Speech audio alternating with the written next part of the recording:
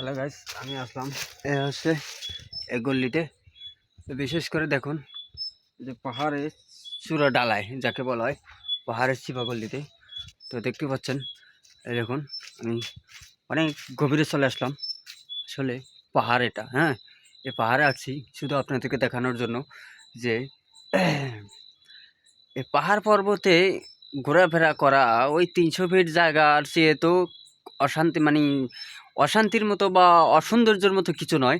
শুধু ৩০০ ফিট জায়গাটায় যে বেটার বা বেস্ট এটা কিন্তু নয়।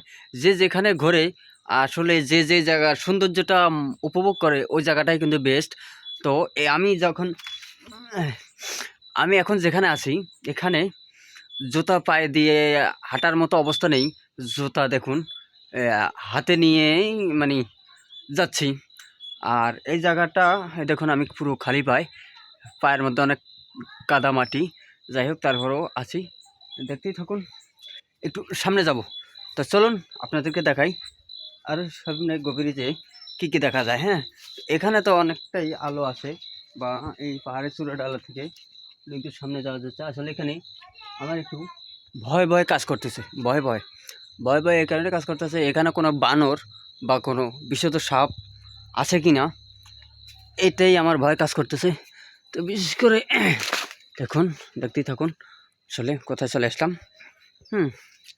এই যে, হ্যাঁ, দেখছেন জায়গাটা অনেক সুন্দর না? আমার পকেটে কিন্তু একটা মোম দিয়ে আসলে আমি একটা অন্ধকার গুহায় গিয়েছিলাম, ওখানকার ভিডিও ধারণ করেছি এবং সেই ভিডিও ওখানে কিছু দেখা যাচ্ছে না বিধায় আমি এই যে মোমটা নিয়েছিলাম ওখানে। তো অনেকগুলো মোম নিয়েছিলাম, প্রায় 1 বক্স। তো সবগুলো কাজে লাগেনি, একটা রয়ে গিয়েছে। আর 3টা আর মানে অন্য ওই যারা দেখতে গিয়েছিল তাদেরকে দিয়ে আসছি। তো আমার তো ঘোরাফেরা শেষ বিধায় আমি এখানে চলে আসি। তো আরেকটা বিষয় আমি আপনাদেরকে না দেখালে নয়, সেটা হচ্ছে এই যে আমার এই বন্ধুটা রাগ করেছে, তাই ওনার ঘেড়ি বেহা দেখেছেন। এই দেখুন, এই তুমি রাগ করেছো? হ্যাঁ, আরে একটু সোজা হও না, সোজা হও, কি সোজা হও, সোজা হও, সোজা হও। এই আমার বন্ধু রাগ করেছে, সোজা হচ্ছে না, দেখেছেন? হুম, কেন করেছে আমি বুঝতেছি না।